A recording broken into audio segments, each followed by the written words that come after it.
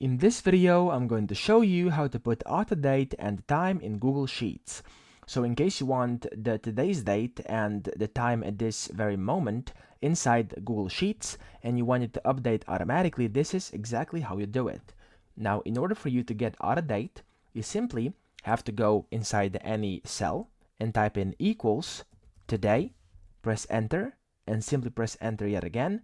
And there we go. This is the current date, and it's going to update automatically.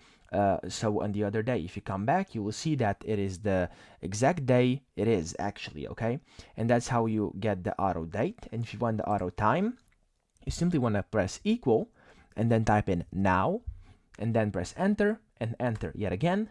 And there we go. This will give you the date and the exact time that it is right now. And I'm going to show you if I refresh this, it's going to go to where it is right now. So it's 55, and if I refresh it again, as you can see, it automatically updates. And that's exactly how you do it, and I hope this video helped you out.